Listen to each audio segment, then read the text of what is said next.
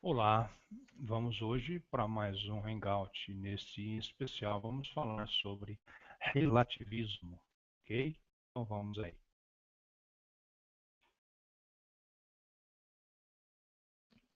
Muito bem, o relativismo é uma doutrina que prega que algo é relativo, contrário de uma ideia absoluta, categórica.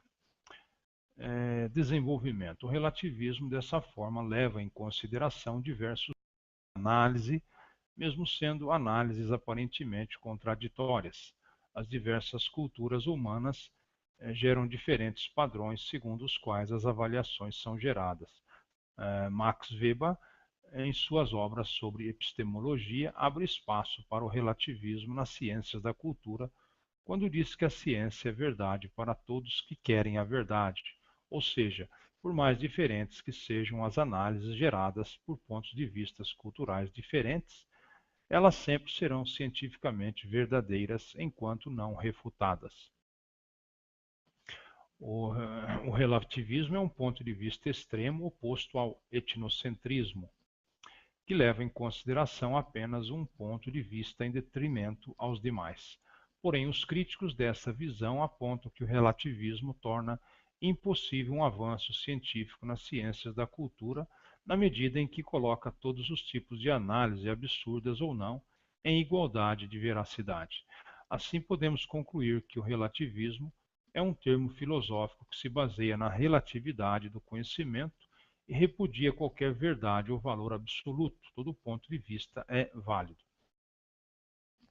Na filosofia moderna, o relativismo por vezes assume a denominação de relativismo cético, relação feita com sua crença na impossibilidade do pensador ou qualquer ser humano chegar a uma verdade objetiva, muito menos absoluta. Nietzsche, na sua obra A Gaia Ciência, no tópico intitulado Nosso Novo Infinito, assim afirma: o mundo para nós tornou-se novamente infinito, no sentido de que não podemos negar a possibilidade de se prestar a uma infinidade de interpretações. Frase que Michel Foucault objeta: se a interpretação nunca se pode completar, é porque simplesmente não há nada a interpretar, pois no fundo tudo já é interpretação. No diálogo platônico de Teeteto, atribui-se a Protágoras uma concepção relativista do conhecimento, por haver afirmado que o homem é a medida de todas as coisas. Neste caso, cada um de nós é, por assim dizer, o juízo daquilo que não é. Então, é o juízo, né, daquilo que é e daquilo que não é. Sócrates levanta, então, uma série de objeções contra essa forma radical de relativismo subjetivista, tentando mostrar a incoerência interna da suposição de que o que parece verdadeiro a alguém é verdadeiro para ele ou ela. Se são verdadeiros todas as opiniões mantidas por qualquer pessoa, então também é preciso reconhecer a verdade da opinião do oponente de Protágoras, que considera que o relativismo é falso. Ou seja, se o relativismo é verdadeiro, então ele é falso, desde que alguém o considere falso. Haveria, por assim dizer, uma autorrefutação ou uma autodestruição do relativismo cognitivo. Em nossos dias, o relativismo cognitivo tem assumido várias formas distintas. Nas versões mais radicais, entende-se que quaisquer opiniões são igualmente justificáveis, dadas suas respectivas regras de evidência, e que não há questão objetiva sobre qual conjunto de regras deve ser preferido, igualitarismo cognitivo ou tese da equipolência das razões. Em suma, é possível dar boas razões tanto para se admitir quanto para se recusar qualquer opinião. E, portanto, o procedimento de dar boas razões nunca permite decidir entre opiniões rivais, nunca nos obriga a substituir uma crença por outra. Nesse caso, uma crítica do relativismo cognitivo pode ser feita de acordo com a seguinte linha argumentativa, seguida, por exemplo, por Paul Boghossian em What the So-Called Hoax Ought to Teach Us. Se toda regra de evidência é tão boa quanto qualquer outra, então para que uma opinião qualquer seja tomada como justificada, basta formular um conjunto apropriado de regras em relação ao qual ela está justificada. em particular a opinião de que nem toda regra de evidência é tão boa quanto qualquer outra deve poder ser igualmente justificada. E o relativista assim não consegue mostrar, mas deveria mostrar que a sua posição é melhor que a de seu oponente. Uma alternativa seria dizer que algumas regras de evidência são melhores do que outras, mas então deveria haver fatos independentes de perspectiva sobre o que as torna melhores do que outras, e nesse caso estaríamos assumindo a falsidade do relativismo cognitivo. Em contraposição, há espécies de relativismo que são bastante triviais, como por exemplo a tese da diversidade, também chamada de relativismo cultural, consiste em registrar que diferentes pessoas mantêm crenças diferentes, que as opiniões variam de comunidade para comunidade, de uma época para outra. Nesse caso, não se afirma que tais crenças ou opiniões sejam verdadeiras ou justificadas, e, portanto, não se tem ainda um relativismo cognitivo, epistemológico. Tal diversidade de crenças é plenamente compatível com uma visão absolutista ou objetivista do conhecimento. Todavia, não são essas formas de relativismo, extremamente fortes ou fracas, que encontramos nas filosofias de Kuhn, Hort e até mesmo Feyerabend, em alguns de seus últimos escritos.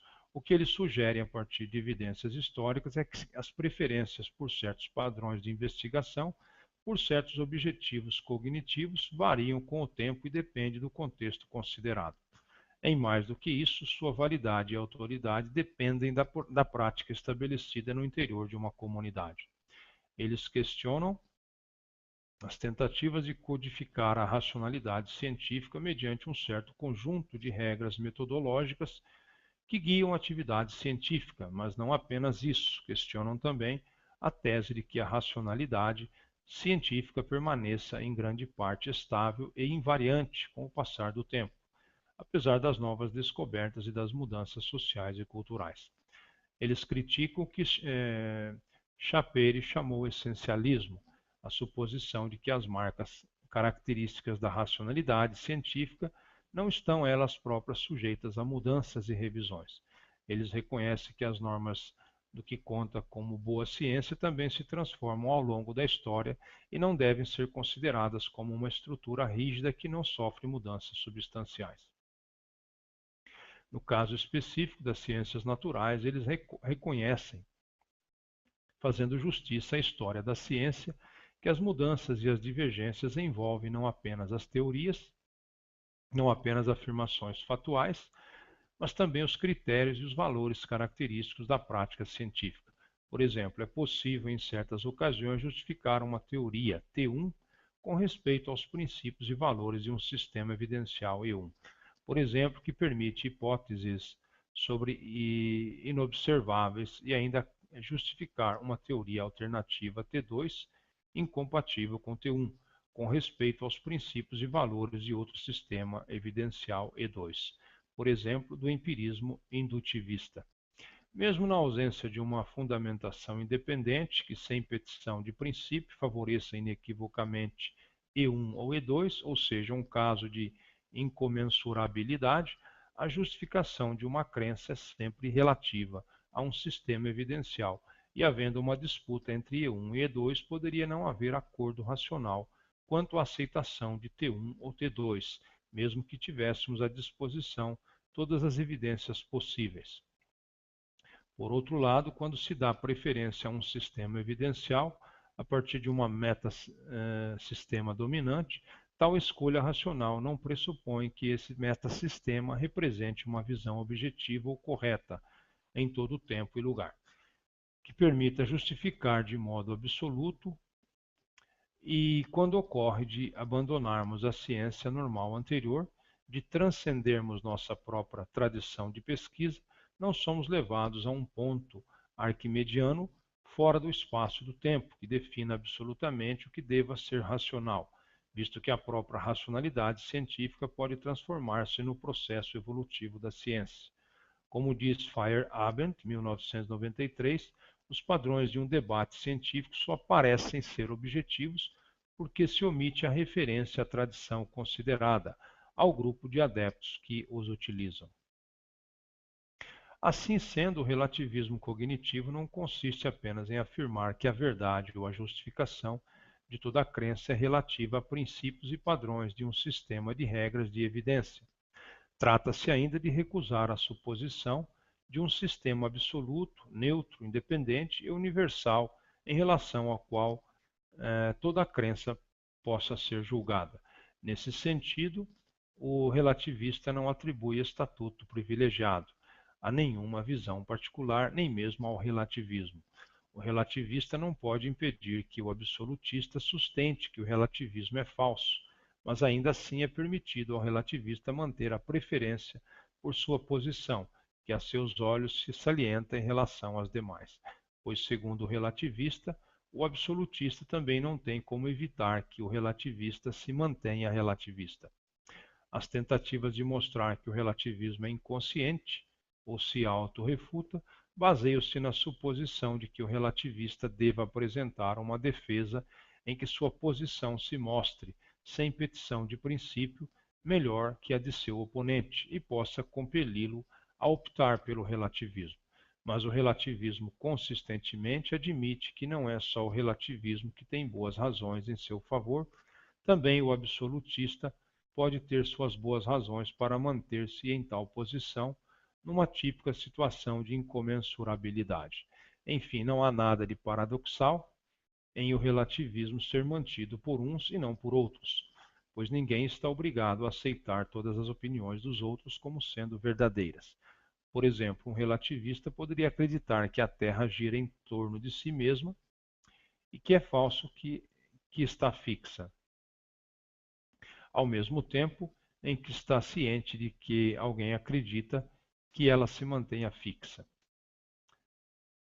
O que o relativista tenciona é, nas palavras de Goodman, converter alguém ao seu ponto de vista, sem tentar fundamentar absolutamente esse seu ponto de vista. O que ele diz é: veja como as pessoas naquela época tinham uma outra concepção de mundo. Se você estivesse no lugar delas, não manteria suas crenças atuais. Com efeito, o relativista não se obriga a demonstrar que, a partir de certas premissas, segue-se inexoravelmente a verdade do relativismo. Putnam. Voltando agora ao tema da mudança científica, que envolve teorias, métodos, valores, etc., coloca-se a seguinte questão central em nossa análise: podemos abandonar o essencialismo, isto é, as tentativas de apresentar cânones históricos absolutos, objetivos e imutáveis de racionalidade científica, cânones históricos e também ahistóricos, sem nos comprometermos, pelo menos, com uma forma moderada de relativismo acerca do valor cognitivo da ciência. Dois importantes filósofos contemporâneos, Putnam e Laudan, dizem que sim, ou seja, que podemos encontrar uma alternativa ao essencialismo, positivismo e ao relativismo. Vejamos como isso ocorre. Putnam utiliza-se de uma proposta de Peirce que consiste em caracterizar a verdade como o limite ideal de uma investigação conduzida racionalmente, ou seja, a verdade é o que se obtém ao longo prazo, com a aplicação sistemática dos métodos racionais da ciência. Desenvolvida por Putnam, em seu realismo interno, essa teoria da verdade encerra duas ideias centrais. Primeiro, a verdade é independente da justificação aqui e agora, mas não de toda justificação. Afirmar que um enunciado é verdadeiro é afirmar que ele poderia ser justificado. E segundo, presume-se que a verdade seja estável e convergente. Se um enunciado assim como sua negação pudessem ser justificados, mesmo em condições tão ideais quanto se possa esperar, não haveria sentido em pensar o enunciado como tendo um valor de verdade. Portanto, sem pretender formular uma exata definição de verdade, Putnam explica a noção de verdade como uma idealização da aceitabilidade racional e, portanto, como um conceito limite, objetivo e transcultural. Para Putnam, 1983, a verdade é um ideal regulador em direção ao qual nossa investigação racional deve convergir. Para a maioria dos enunciados, existem condições epistêmicas melhores e piores, embora Putnam saliente que não há uma simples regra geral ou método universal para saber que condições são melhores ou piores para justificar um juízo empírico arbitrário. Ainda que Putnam reconheça que a verdade é tão vaga e dependente do interesse e do contexto quanto nós, e que não há uma matriz fixa e histórica ou ahistórica de padrões de racionalidade.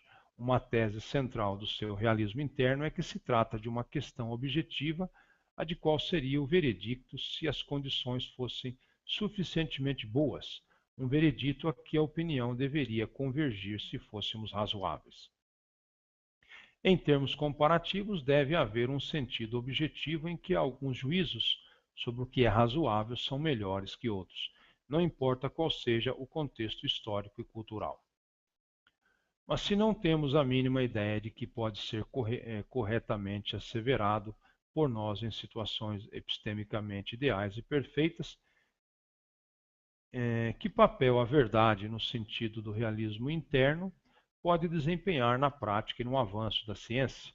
Tal noção idealizada de verdade não seria, do ponto de vista do agente, totalmente indiferente às suas crenças atuais sobre a realidade? Além disso, o que seria para uma investigação ter um final? De fato, é difícil imaginar um resultado de pesquisa científica que sobreviveria a todas as objeções que pudessem ser levantadas, pois não temos como antecipar tudo o que possa ocorrer durante uma conversação. Concordamos com Field que não é necessário haver sistemas maximamente bons, ou seja, para cada sistema científico, sempre poderia haver outro melhor. Contudo, se considerar uma certa investigação como ideal, é supor que não se deveria questionar seu resultado, ou que foram eliminadas as possibilidades de erro, então podemos estar seguros da verdade das conclusões fundamentadas a partir de uma tal investigação. A afirmação de que uma investigação ideal conduz à verdade torna-se, entretanto, uma consequência trivial da própria caracterização da investigação ideal como a que estabelece resultados para além de qualquer controvérsia. E da verdade, tal que a proposição de que P é verdadeira, C e somente C, P. E por isso não detém nenhuma força explicativa. Deste modo, podemos, com Davidson, 1990, suspeitar que, se fossem explicitadas as condições sob as quais alguém está idealmente justificado em asseverar alguma coisa, ficaria claro que ou essas condições permitem a possibilidade de erro, ou elas são tão ideais que não fazem uso da tensionada conexão com as habilidades humanas. Por outro lado, que toda investigação ideal resulte em conclusões verdadeiras, não se segue que todas as proposições verdadeiras possam ser alcançadas por uma investigação ideal. Talvez existam hipóteses que, mesmo em condições ideais, não poderíamos justificar sua asserção ou negação. Horwitz considera, a título de exemplo, as proposições com conceitos vagos, as teorias subdeterminadas pelos dados e certas suposições probabilísticas. Além disso, porque haveria uma situação ideal única em que as opiniões poderiam ser corretamente julgadas, ou em termos comparativos, porque existiriam objetivamente melhores e piores situações epistêmicas com respeito a enunciados particulares, como supõe Putnam. Pelo contrário, as evidências históricas indicam que as preferências científicas por certas teorias, métodos e objetivos cognitivos variam com o tempo, dependem do contexto da pesquisa científica, sem que se possa vislumbrar um término ideal a que todas essas transformações convergem. Laudan. Uma outra importante alternativa de compreensão da mudança científica é apresentada por Laudan. Inicialmente, Laudan, 1977, também foi um adepto da tese essencialista de que existem certas características muito gerais de uma teoria da racionalidade científica que são transtemporais e transculturais, desde o pensamento dos pré-socráticos até hoje. Todavia, a partir de sua proposta de um modelo reticulado de racionalidade, Laudan, 1984, muda de posição e considera que a avaliação epistêmica é sempre feita dentro de um amplo sistema de crenças fatuais, metodológicas e valorativas, que dependem uma das outras e podem sofrer mudanças ao longo do tempo. Com o tempo, podem ocorrer revisões e mudanças racionais nos três níveis da rede de compromissos científicos. Num processo holístico de arranjos parciais no interior dessa rede, cada uma de suas partes pode ser modificada e aperfeiçoada, de modo paulatino e local, portanto sem evoluções científicas, com base em outras partes que temporariamente são admitidas desde que certas condições relevantes sejam satisfeitas. E diferentes caminhos racionais podem ser seguidos no intento de aumentar a consistência entre os valores explícitos e implícitos na ciência. É possível, assim, compreender a objetividade e racionalidade das reformas científicas na ontologia, na metodologia ou na especificação dos objetivos epistêmicos, sem assumir que exista algum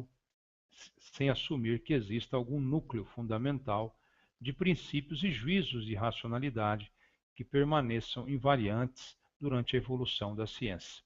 Desse modo, o reconhecimento do fato de que os valores e objetivos da ciência mudam em nada impede nosso uso de uma noção robusta de progresso científico cognitivo. No caso de uma mudança científica, espera-se um ganho na credibilidade e coerência de diversos tipos de suposições fatuais, metodológicas e epistemológicas, explícitas ou implícitas do corpo total da ciência. Todavia, como salientam os críticos, de diferentes modos é possível obter racionalmente coerência no sistema de proposições, regras e valores da ciência. Em certos casos, diante de uma inovação incompatível com a ciência atual, podemos rejeitar a inovação e manter a credibilidade do sistema de hipóteses científicas anterior, utilizando certos tipos de razões que autorizam esta escolha. Mas podemos, em outras circunstâncias, aceitar a inovação científica e alterar algumas suposições do sistema existente, fazendo uso de padrões metodológicos conflitantes com os precedentes. Ou seja, a racionalidade como coerência epistêmica pode subdeterminar as mudanças científicas que ela sanciona. E assim pode haver boas razões tanto para se manter quanto para se substituir uma parte do sistema. Com isso, volta-se a admitir alguma forma de essencialismo em que a racionalidade se define em termos coerenciais no nível metametodológico e também de relativismo cognitivo, pois abrem-se diferentes caminhos igualmente bons para se alcançar a coerência epistêmica. As referidas propostas de Putnam e Laudan nos mostram as dificuldades dos projetos epistemológicos que buscaram combater o essencialismo sem cair no relativismo. Parece legítimo perguntar: não seria o caso de se reconsiderar a possibilidade de admitir um relativismo moderado? Afinal, com ele podemos conceder juízos de superioridade relativa em certos domínios de investigação, em que um paradigma predomina, ainda que não exista um critério universal de validade pelo qual podemos mostrar que uma mudança científica é racional e progressiva. Como o próprio Laudan reconhece, só podemos dizer que o progresso ocorreu em relação aos padrões que hoje aceitamos. Não temos de pressupor algum tipo de medida objetiva ou investigação ideal para compreendermos as mudanças racionais da ciência. Ou seja, a possibilidade de transcender nossas práticas presentes por outras práticas futuras que expressem o melhor de nós, não requer uma noção de validade absoluta e universal, ou de aceitabilidade para uma comunidade ideal. Como salienta Kuhn, 1970, compreendermos o progresso da ciência, as mudanças racionais da ciência, de modo retrospectivo, avaliando comparativamente um paradigma com seus predecessores, não como um processo dirigido a um fim último e perfeito. Deve-se notar que um tal relativismo epistemológico moderado e limitado, a existência de boas razões para uma mudança científica não exclui a possibilidade de haver outras boas razões para se defender o sistema global anterior. Não exclui, portanto, a possibilidade de incomensurabilidade local, o que se considera ser uma forte razão, também pode sofrer modificações dependendo das circunstâncias e dos compromissos assumidos. Assim sendo, a apresentação de boas razões nem sempre é decisiva na escolha entre constelações alternativas de crenças científicas. Em outras palavras, mesmo que a mudança científica seja racional, com a apresentação de boas razões, isso não quer dizer que não seja racional manter o sistema antigo em vez de optar pelo novo. Afinal, eles não lidam com os mesmos problemas e não adotam os mesmos critérios de adequação das respostas, etc. Isso se nota quando a transição de um paradigma a outro acarreta as chamadas perdas epistêmicas, que constituem boas razões para se resistir à mudança e manter a tradição. Por exemplo, a mecânica newtoniana não explicava, até sua plena aceitação, por que todos os planetas do sistema solar giram em um mesmo sentido, embora tal fenômeno fosse naturalmente explicado pela teoria cartesiana dos vórtices.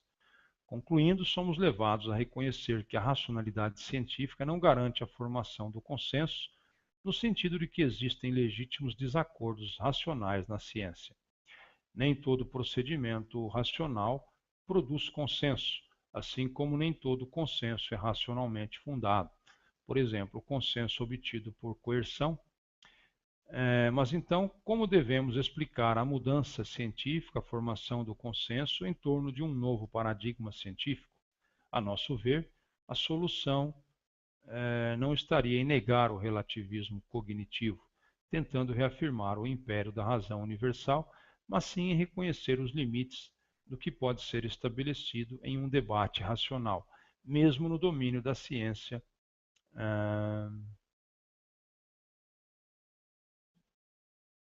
em geral. Então vamos aqui, terminamos agora aí esse assunto, esse tema, né? Vamos então dá-lo por encerrado e até um próximo encontro. Uma boa tarde.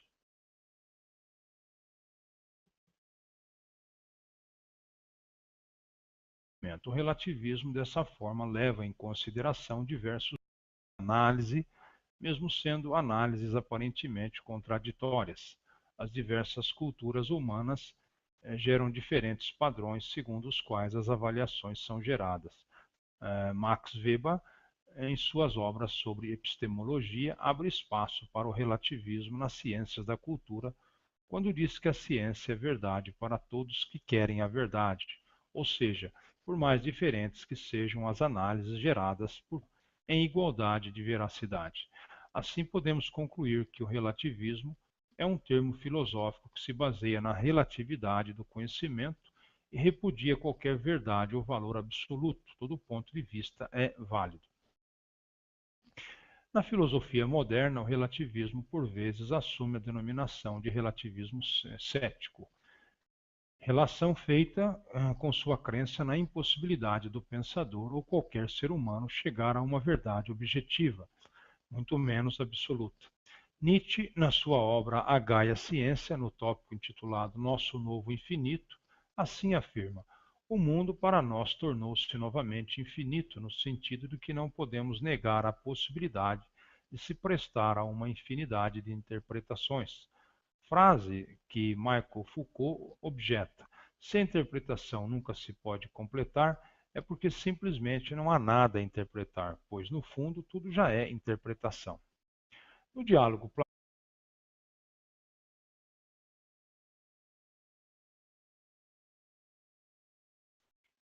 Olá, vamos hoje para mais um Hangout. Nesse especial vamos falar sobre relativismo, ok? Então vamos aí.